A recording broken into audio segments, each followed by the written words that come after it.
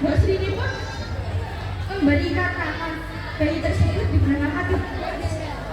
Suatu saat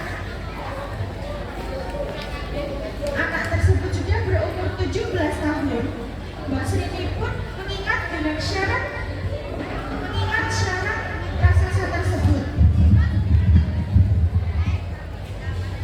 Lalu Mbak Sri ini pun membekalkan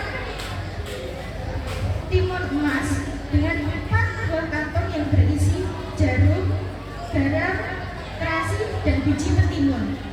Mbak Sri ini pun memerintahkan timun emas untuk berlari ke hutan, dan ketika ia dikejar oleh raksasa tersebut, ia harus menaburkan satu persatu yang ada di dalam kantong tersebut.